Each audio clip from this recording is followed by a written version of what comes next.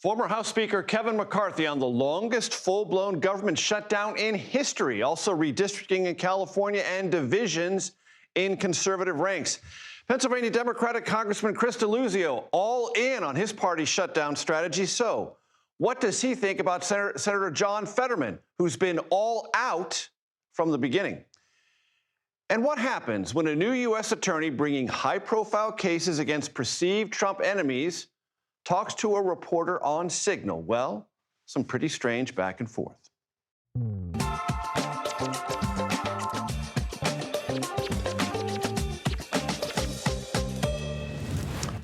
Hello, everyone. I'm Major Garrett in Washington. Welcome to the Takeout. There are times when interviews drive this show, times like tonight.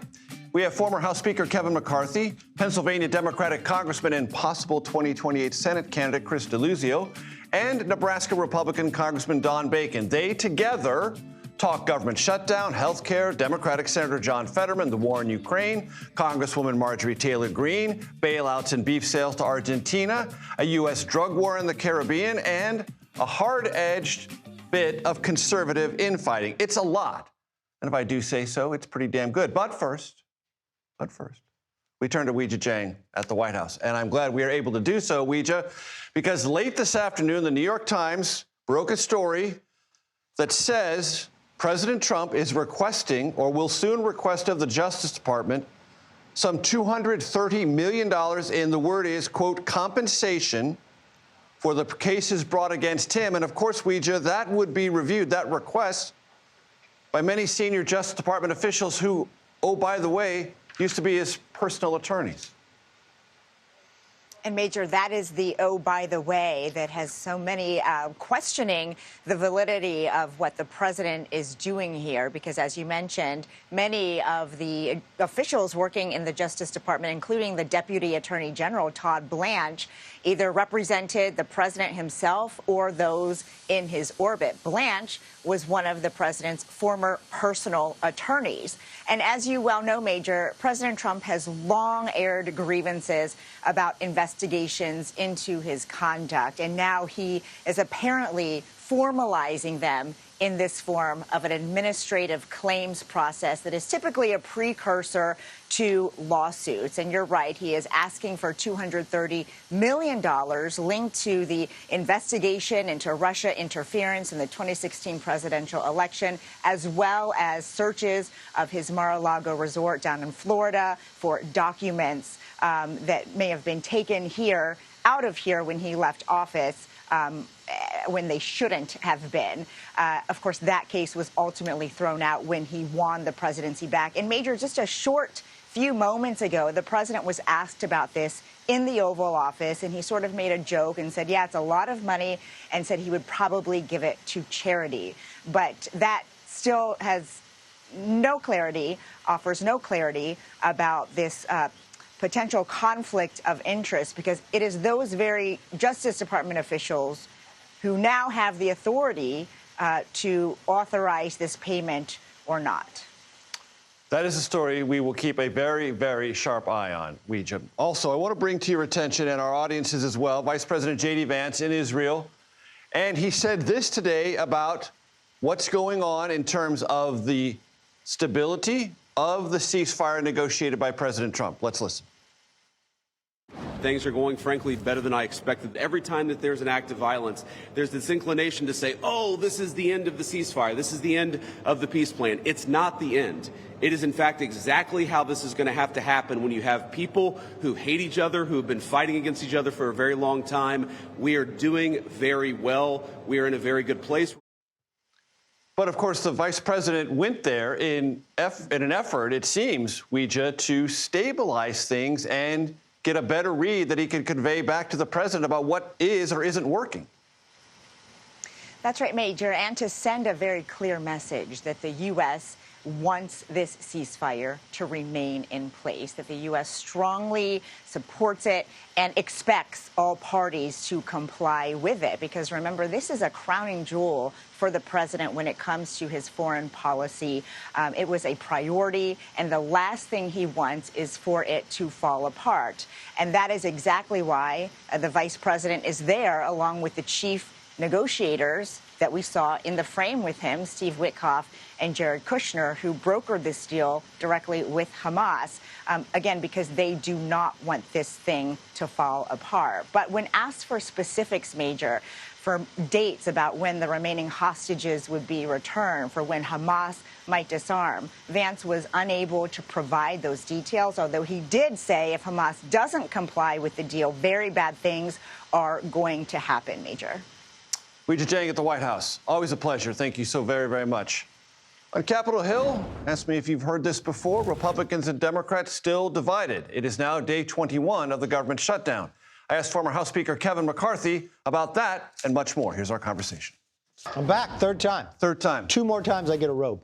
Yeah, exactly. You get a robe and a frequent flyer card. There we go. Which is worth absolutely nothing anywhere. Pretzels nothing worth it anywhere. All right. This is now the longest full-blown federal government shutdown in American history. There have been longer partial government shutdowns. Oh, that was partial before. That's right. Part. Is that a badge of honor for Mike Johnson?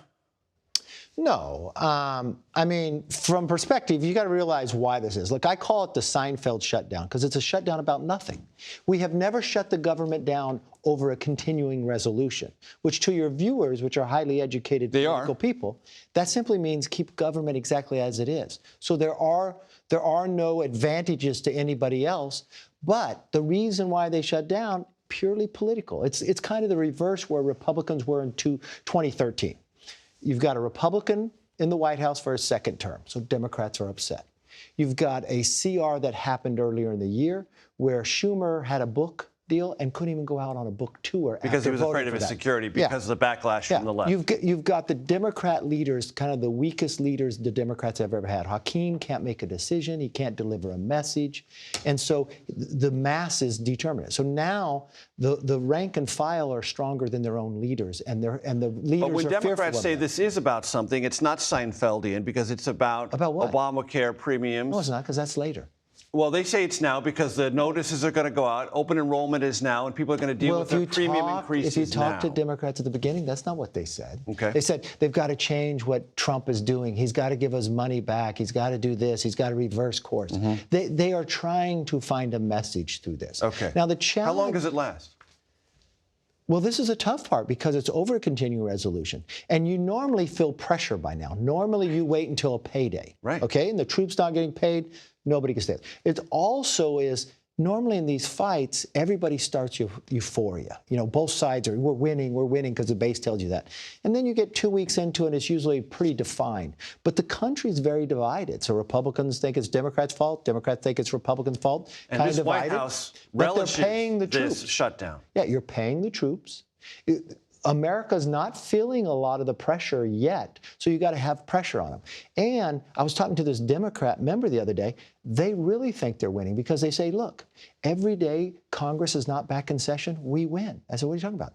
Because you have a Republican majority. We stopped it. They only have so many days to be a majority. They're wasting their time. Well, this is the Democrats' view. So they will keep it going because think about it. You can't pass a Republican agenda. To pass a bill, you have to have a hearing, then a markup. And if the committees aren't meeting, they feel they're winning. What's going on with Marjorie Taylor Greene? What do you mean? Well, she's endorsed the idea of expanding Obamacare, healthcare incentives. Not expanding it. Her argument is, and she said that the Republican leadership should end this shutdown and that she's on the Epstein thing. She seems to be positioning herself differently than the rest of the Republican conference in the House. Well, Marjorie's unique in a manner that she knows her compass and her why. And when she finds an issue, she's fearless. Like, I think most members, if they had a right to vote on Epstein, it'd probably be a 400-vote bill to put it all forward. It just hasn't had the right to have a vote yet. Because Johnson won't allow it. Well, when it has a vote, it'll be. I think today he said he's going to allow a vote. I don't know. Don't quote me, but I thought I read a headline like that. What Marjorie's saying about health care is, if you talk deeper with her, she says Obamacare has screwed everything up. Let's not punish people. Let's reform what this subsidy is, because she's worried about the young people not being able to afford care. And, you know, that's a place where she's saying let's have some negotiations. What's going on in California with Prop 50? You know, it's a tough time because we're so partisan. This is to redraw the district lines in California to respond to the Texas Republican effort. This is wrong. To redraw what lines I would say in California is different than any other state, because California voters have voted on this twice. Right. And overwhelming by a 61% vote said for the redistricting they like a commission. Right. But if you listen to what the Democrats say, they say they're protecting the commission by taking the commission away. We're better than this. You know, I will tell you this. I was a Californian, and Nancy Pelosi was a Californian. She became speaker. I became leader. In 4 years, we won the majority by a 5-seat majority. We won 5 more seats in California. We didn't redraw the lines. We didn't run away. We found better candidates and a better message. If you keep redistricting across the country, you're taking away competition. You're taking away the voters' right to decide who to represent them. And I just think California is better than any other state. If they decided their constitution should have a commission, for a few elected officials to think they're going to play politics or they're going to use this to run for president, long term, this is so wrong on every level. Are you familiar with what has been published recently about Paul Ingrassia, who is the president's nominee to head the Office of Special Counsel? I haven't read it all. I just saw what Thune had said. Yes, that it's in very big jeopardy, and here's why. Yes. Martin Luther King Jr. was the 1960s George Floyd, and his holiday, quote, should be ended and tossed into the 7th circle of hell where it belongs. It's disqualified. For this position. Yes. Yes. Is it part and parcel? What I read in a headline is, I didn't read all of his quotes, but they were within the last year. I think these quotes are within the last year. Yeah. That's disqualifying to me. Okay. Before I let you go, I want to ask you about something that Seth Dillon, who publishes the Babylon Bee, recently wrote in the Free Press. Which something you've Babylon heard. Bee is hilarious, but what's so sad is you think those headlines are real. I know. And the headline is "The Foolishness of No Enemies on the Right." I'm going to quote from him. Last week, Politico reported on leaked group chat texts that show young Republican members reveling in open racism, anti-Semitism, and violent fantasies. The right, including J.D. Vance, have dismissed the story, arguing that it pales in comparison to what leftists have said and done. In other words, our friends get a pass. They don't. Whenever I criticize the bad ideas on our side, he goes on to write, anti-Semitism, historically illiterate revisionism, baseless conspiracy theories, authoritarian impulses, a mob forms to accuse me of treachery and betrayal. I'm attacked for punching right, dividing the movement, and quote-unquote hurting the cause. If unity, he writes, means refusing to confront evil within our own ranks, then I don't want it. No. Do you agree with that? 100%. That's not what those people... And do you worry about what's going on in some elements of the right? Yes, I do, and you should call it out. And it's not in the elements of just the right, in the elements of the left. Right, but you care about the future of your party. I care about the future of humanity. I care about America. I care about history. And if history is ignored, it repeats itself. This bigotry and anti-Semitism has got to end. And you have to call it out wherever you see it. Wherever. I don't care if it's... So if you call it on the right, you're not dividing the ranks. You're not dividing the ranks. Those people are not real conservatives. Look, I'm a former chairman of the National Young Republicans. This is unacceptable. These people should be removed. And the thing that gets me is, if somebody else was on those texts, why didn't they call them out at that moment? You cannot let this... Do you think that that's created a kind of fever of acceptability within Republican ranks? No. Look, you're making it just about... No, I'm just asking. Yeah, but I think as a responsibility, as a leader in the Republicans, you call it out. You have a responsibility within your own party. Look, when I found a member of my party saying anti-Semitic, I removed him from committees where other leaders never did. He was a member of Congress from Iowa. He ended up losing his seat because you need to govern yourself. If you just look the other way, is that acceptance? And what happens to the future? What happens with your children? This simply goes back to like the Prop 50 you were just asking me. Democrats should do the exact same thing. You voted for a commission. Why look the other way? You know we're better than that. You know it's in the Constitution. It's the right thing to stand up just because Gavin Newsom wants to run for president and say, no, California should lead. California was the first state in the nation to go and vote for a commission. We should lead the nation. And what are we leading it in? That we don't care about our Constitution. That we'll look the other way. I won't look the other way if somebody, whether it be Republican or Democrat, whether they be any association, I will call them out. Kevin McCarthy, I always appreciate it. Hey, thanks. I'm looking forward to the robe. We're going to work on that robe thing. Still to come, that second Trump-Putin summit? Never mind. Ahead, Nebraska Congressman Don Bacon on why he thinks that cancellation is a good thing and why he believes President Trump is still weak, his word not mine, on Russia. Plus, Trump's hand-picked attorney in Virginia, that's U.S. Attorney Lindsey Halligan, interim, is facing a lot of scrutiny over a series of text messages sent to a reporter. We'll speak with that reporter later this hour. The Takeout returns in 90 seconds.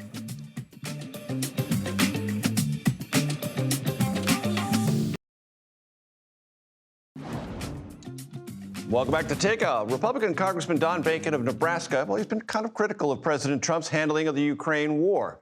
Not faulting Russia enough, not exercising sanctions, not giving Ukraine enough weapons. We talked about that and much more. Here's our conversation. Nebraska Republican Congressman Don Bacon joins me now from his district in Nebraska. Congressman, good to see you.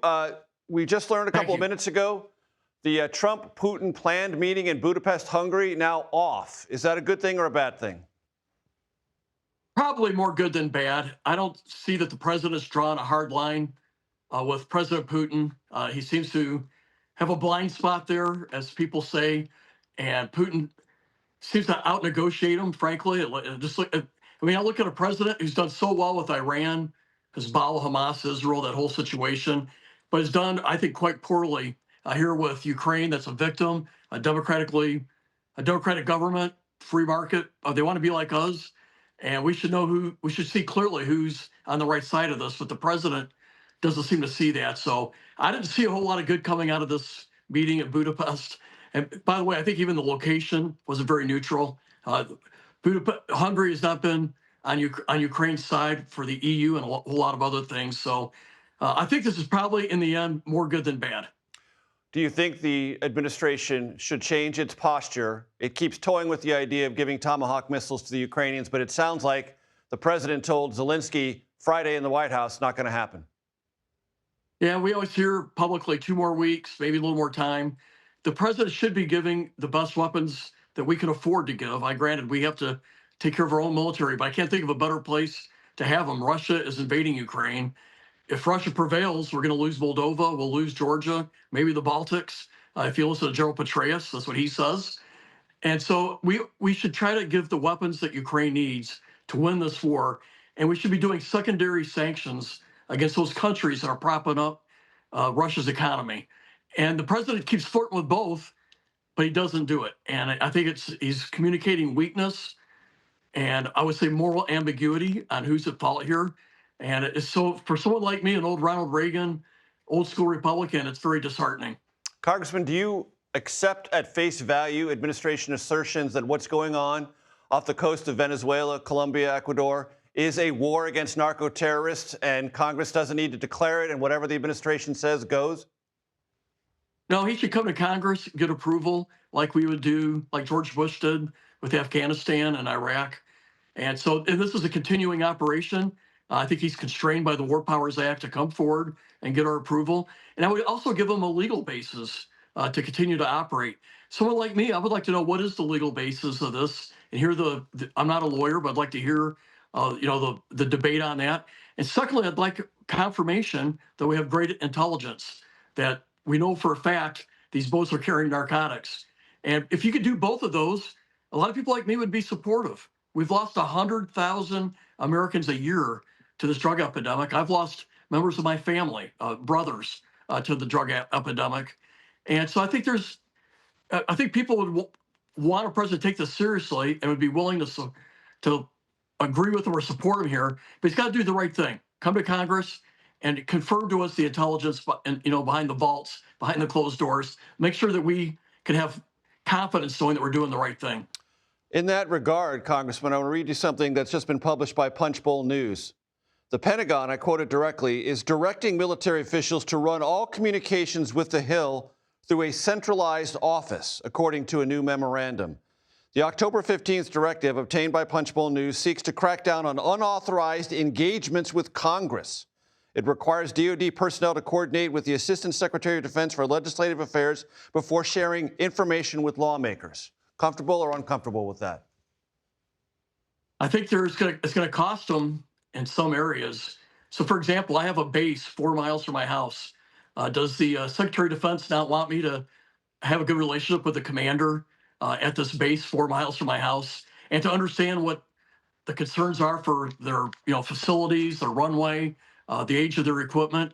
So I think they're always a little bit short-sighted on this stuff. I thought their policy on the media was very short-sighted.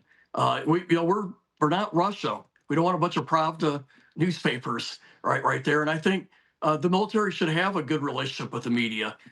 And here, you want your military to have a good relationship with your elected officials as well. So I think there's going to be some shortcomings. I'll give you an example. I'm the cyber subcommittee chair. Do you want me to have a good relationship with Cyber Command, National Security Agency, and CISA, all these people that deal with cyber? I think you would want me to. I want to ask you about Argentina and beef and a bailout for that country, a bailout of 20 billion, maybe 40 billion. And the president says he also wants America to buy Argentinian beef to help out that country. That probably doesn't help your farmers in Nebraska, or ranchers, forgive me, your ranchers in Nebraska. Well, the Nebraskans have a real beef with us, and I've been working on this line on that. Now, I've been hearing from farmers and ranchers and elected officials that wouldn't want me to mention their name on the air, but they've been calling me saying this is a terrible policy. As you say, we've propped Argentina's economy up with about $40 billion of money, and then China goes and buys all their soybeans from Argentina, which they used to buy from the United States. So we're already mad. We're already mad in the Midwest. We're in a very tough economic situation, the corn and soybean farmers. Now we're hearing he wants to bring in Argentina beef to undercut the American ranchers. And so, yeah, people are mad over this policy. I've heard about it for the last 48 hours nonstop, to the leaders in Nebraska on ranching and farming, to elected officials. So I've contacted the White House. I happen to know about 40 of us have in the last 24 hours. Republicans have contacted us saying, hey, this policy is going over like a lead balloon. Don Bacon, Republican from Nebraska. I appreciate the time, sir, as always. Thank you. Thank you. Next, Pennsylvania Democratic Congressman Chris Deluzio. He's all on board with the Democrats' shutdown strategy. We ask him about Senator John Fetterman, also from Pennsylvania, a Democrat who isn't. That's next here on The Takeout.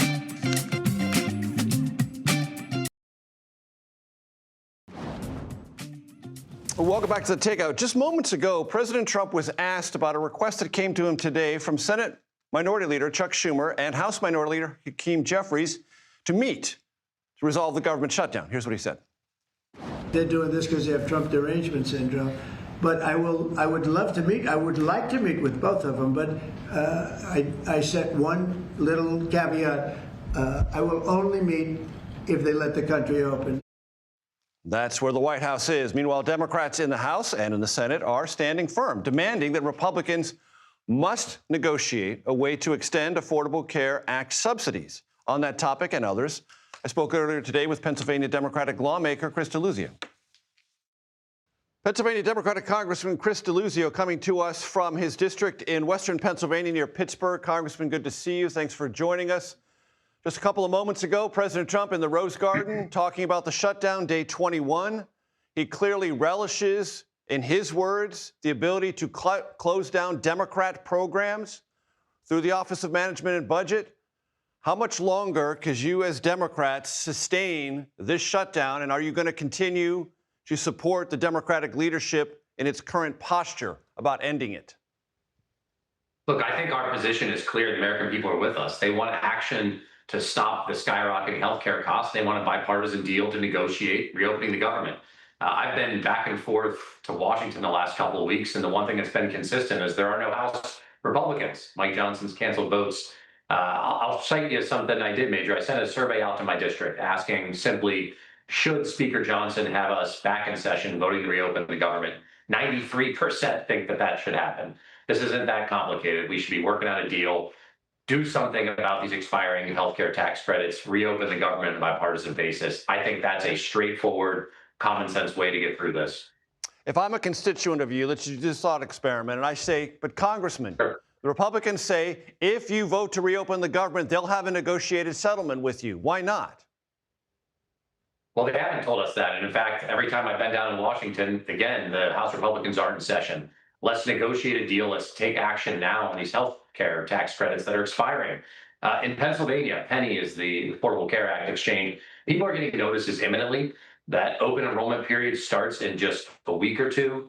This is happening right now. We need action right now to deal with these expiring tax credits. That's on top of the big, beautiful bill the Republicans passed that makes cuts to things like Medicaid and healthcare, where lots of people in my district are going to feel a lot of pain and crash household budgets if Congress doesn't take action and take action very soon. But to that point, Speaker Johnson and Majority Leader Thune has said if Democrats vote to reopen the government, there will be negotiations. They've made that promise. Why isn't that good enough? Because those notices are going out already. People are going to be seeing, and we've already seen the averages in my district. Both of my counties, Beaver and Allegheny County, we're going to expect to see around 75% increases in premiums for people. It's already happening. And so we need to extend these tax credits right now as a bare minimum. And I think folks who are seeing, not just on the ACA exchanges, but maybe you've got employer coverage, those premiums are going up for everybody. They'll be worse when you factor in the Medicaid cuts and you factor in folks who will lose health insurance and then might find themselves in an emergency room because they can't afford their care, where those costs go on everybody. This is a healthcare crisis that the Republicans making. They should work with Democrats right now to fix it, not some open-ended promise to do it in the future. I'll play you sound from Senator John Fetterman about the shutdown and get your reaction on the other side. Let's play it. I'm going to vote for the Republican side because it's wrong to shut the government down. I mean, it's a hard rule. It's like I can't ever or will ever vote to shut our government down. Right now, I'm only one of 2 Democrats that are voting to keep the government open. And I have chose to do that because I think it's like a core responsibility as a senator. A core responsibility to keep the government open. How do you respond to that, Congressman Deluzio? I think a shutdown is foolish, and yet the Republicans refuse to work with Democrats. And remember, they have full control of the House, the Senate, the White House. If they need Democratic votes, they should negotiate with us. And look, I have some disagreement here with the senator, as you can imagine. I can't imagine he'd really say he'd support shutting down the government or funding, supporting a funding bill that repealed, say, the Civil Rights Act or Social Security. And so, of course, you have to have values as part of this. And again, I think it's clear what should happen. There should be a bipartisan deal that takes action to extend these soon-to-be expiring healthcare tax credits. What's the practical effect politically, Congressman, of Fetterman siding with the Republicans, in your view? Far be it from me to guess. I just think that people in my district want us to work out a compromise. They are seeing, and they're about to see it in a much more real way, these increases through Penny, our ACA exchange in Pennsylvania. They want action on healthcare, and it's already been blowing up too many family budgets. I'll give you one example. In my district, you take a 60-year-old couple making around the average typical household income. They're going to see their premiums go up $12,000 for the year if action doesn't happen to these tax credits. That would blow up any family's budget around that income level. It's exactly why we need a deal here, again, on government funding and to extend these tax credits. You have been mentioned as someone who might challenge Senator Fetterman next year, or 2028, rather. Forgive me, not 2026, 2028. You have traveled around the state. You have appeared with Bernie Sanders. You are endorsing candidates in statewide offices. That is the kind of thing that a profile builder does if a profile builder is thinking about running statewide. Are you? I am thinking about trying to help my judicial candidates win retention, who are facing an onslaught of right-wing money right now that wants to overturn the state Supreme Court that frankly put in fair congressional maps. And I'm trying to help Democratic candidates who are going to flip Republican-held congressional seats in my Commonwealth. Those votes, those Republican members are taking votes that hurt my constituents. And I've got my own reelection next year. So 2028 is a lifetime away. The things I'm doing is what you'd expect me to do as a Democrat who is deeply committed to Pennsylvania and the people who sent me to Washington to fight for all of us. Do you believe Pennsylvania Democrats are having any buyer's remorse with Senator Fetterman?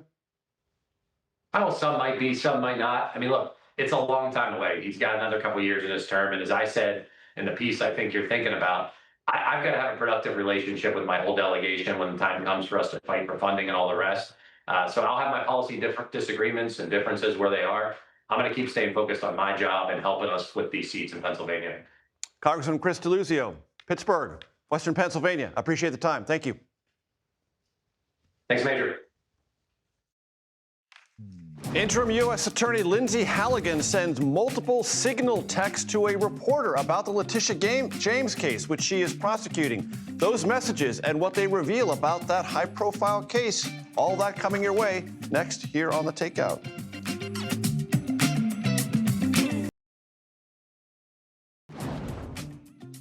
Welcome back. The interim U.S. attorney just put in the job. She was tasked with prosecuting Letitia James, who is the sitting Attorney General in New York, sent several messages via Signal, we'll talk about that in a second, to a reporter about the case. The details of those texts from the attorney, Lindsay Halligan, Eastern District of Virginia, are found in a new article from nonprofit publication known as Lawfare. Its author and recipient of the messages, Anna Bauer, joins me now. Not for just one segment, but two, so we've got some time here. Anna, it's great to have you with us. It starts, and I want to show the graphic, ladies and gentlemen, from your piece. Anna, Lindsay Halligan here. That's how this all begins. And then you went through a process of making sure it was Lindsay Halligan, the interim U.S. attorney on this case, messaging you via Signal.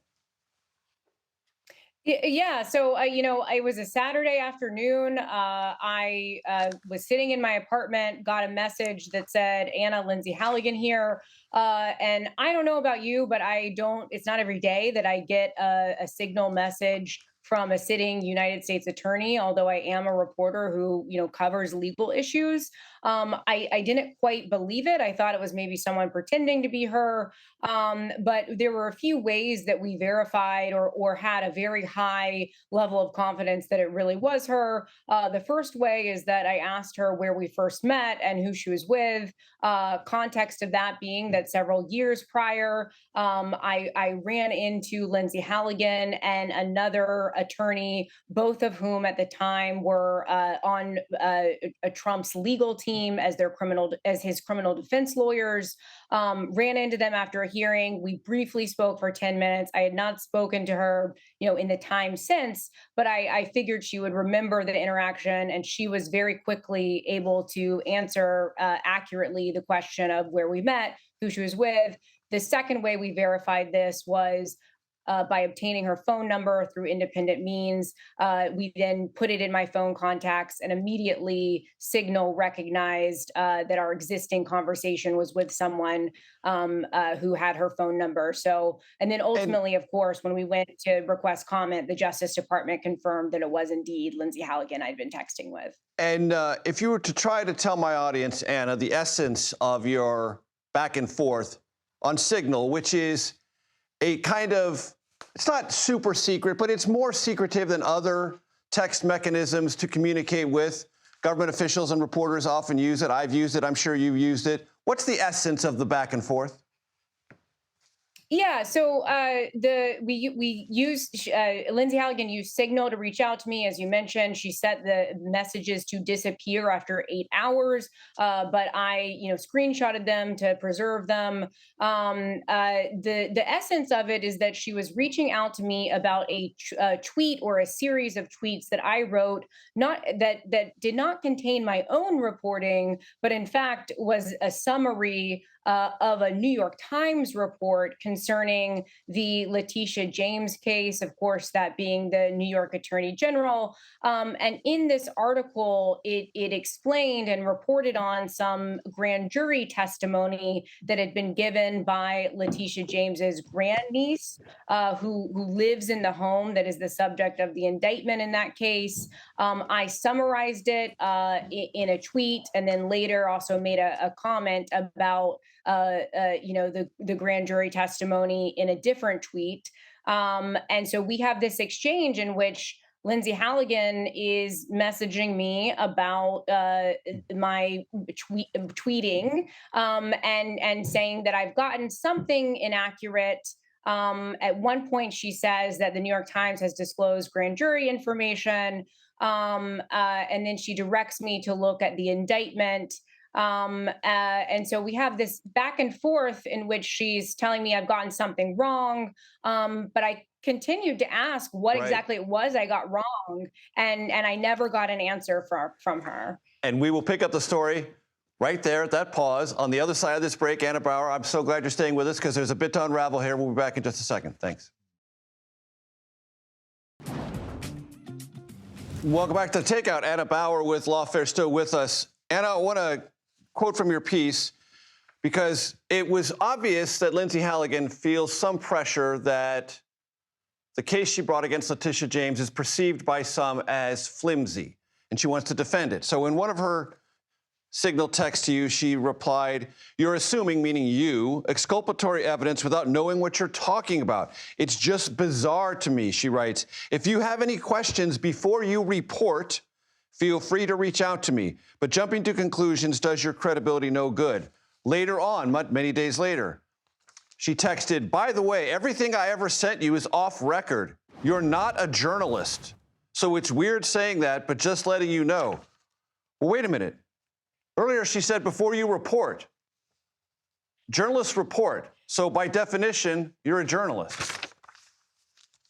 Yeah, look, she multiple times at another point in this conversation, she said, "You're the only reporter that I reached out to." So she clearly had an awareness that I'm a reporter. The previous time that I had met her, it was in the context of having just reported on one of the hearings that she was representing her client in, and at that time as well, she and the other attorney that I met, they expressed their dissatisfaction with my reporting about that hearing. The point being, they knew you were a reporter. Right, they knew I was a reporter, and look, she approached me. This was an unsolicited message. This is from a sitting United States attorney. Any public official who is in a high-profile position, the way that she is, I mean, she is prosecuting two of the most high-profile cases in the country. She reaches out to me. We do not have an ongoing reporter-source relationship. And she never once in that entire conversation suggest in any way that we were anything but on the record. And people who know these conventions well with journalism, it's that you have to have a basis on which you are speaking, an agreement. Otherwise, you assume by default that you were on the record. And Lindsay Halligan, I'll mention, is someone who, does media appearances. She goes on TV. She worked in the White House. She has a degree in broadcast journalism. So, my assumption is that she would know very well exactly how these journalistic conventions work. And so it was quite interesting that right before we're about to publish, she suddenly insists everything's off the record. And we got about 45 seconds, Anna. So you kept probing her about ways in which the Letitia James case was stronger, and she never got back to you on that. No, she never got back to me. And look, she had approached me about something she claimed was inaccurate. And then when I kept asking, well, you have to be specific, she said that I would refuse to correct my tweets, but I still don't exactly know what it was that she was even saying was incorrect because she wouldn't tell me. And I posed a series of questions to her about, why it is that I was skeptical of the strength of the case based on the indictment and the public evidence. And she never got back to me on that. And so, I'm still waiting. Still waiting. But yeah. It's a painstaking business, ladies and gentlemen, journalism. There's a lot of processes that go into it. Anna Bauer is pursuing them. We thank you for your time and your efforts. I appreciate it very much. So, thanks so much. Interesting question. How did one of America's most well-known Democratic families end up sending someone in that family into President Trump's MAGA movement and Trump 2.0? A first look at a new documentary tracking the rise of Robert F. Kennedy Jr. answers that question, or at least tries to. More on that next here on The Takeout. Welcome back. A new PBS Frontline documentary on one of the most high-profile members of the Trump administration, Robert F. Kennedy Jr., premieres tonight. Here's a preview. Robert F. Kennedy Jr. faced bipartisan backlash and turmoil rocking the CDC. His goal will be to make America healthy again. Senator Kennedy has been shot. This is an inescapable trauma. He's pushing back against people who've told him he's a fraud. They're not playing by the rules. They're not using gold standard science. They're not using evidence. He's the most famous Kennedy in America right now. The film's director, co-writer, and co-producer, Michael Kirk, joins me now. Michael, always great to have you on the show. Congratulations on this work. One of the themes that came through the documentary, which I watched today, is addiction. Robert F. Kennedy Jr. has had many addictions in his life, some more harmful than others, but they seem to be a through line. It's a lifetime of what one psychiatrist we talked to off the record, who watched the film and talked to us about it, said, I can't diagnose, I don't have him in the chair, but I can tell you I can see adolescent trauma, massive adolescent trauma, and the results of that. And Kennedy himself, Secretary Kennedy himself acknowledges these things. His heroin addiction, speedballs, cocaine and heroin mixture for 14 years, and addiction to sexual activity that was notorious, and a journal that was released that just detailed shocking evidence, an addiction that his closest friends talk about to conspiracies and to adulation, the spotlight. This is a guy who since, and in a way, you can kind of understand it when you go as deep as we went. At 8, his uncle dies, assassinated. At 14, his dad, his beloved dad, he was as close to his dad as anybody he's ever been close to, assassinated. And no grieving, no therapy, no anything, sent off to boarding school. And from there on, it's been a real up and down ride for Robert Kennedy Jr. And the coronavirus, the reaction to him and his hostility to vaccines all became galvanizing moments for him to come back into the spotlight, go around the so-called established media, find a podcast landing place, and then become part of MAHA. And the next thing you know, he's running HHS. Well, the amazing thing about the COVID was it was his ticket to ride. It was his golden moment. It was, as one person in the film says, it was a godsend because he had been so anti-vaccine and pilloried for it, and just literally shunned by people in Los Angeles where he lived and other places. He'd lost his income. He was doing web stuff, but he wasn't really hitting any bright spots with anybody. COVID comes along and bang. There he is, and until Biden is elected and encourages Facebook to shut him down and shut others down, make that list of people who are filled with misinformation out there, Bobby was on a real roll. He runs for president, much to my surprise. Why? Because he wants to get reestablished on social media, and he does. That's an odd reason to run for president, but it was what he did and what he had to do to get his message out. And that moment, and Trump's assassination, the attempt of assassination on Trump, are the two key moments in Bobby Kennedy's most recent years where he rides the rocket back up again, and that's where he is right now. And 15 seconds, Michael, what else do you want people to know about this? I know that's a hard thing to do, but I got 15 seconds left. A nearly $2 trillion budget and the lives and health of hundreds of millions of people around the world. Pay attention to the film tonight. Maybe they'll introduce you to the guy who's in charge of all of that.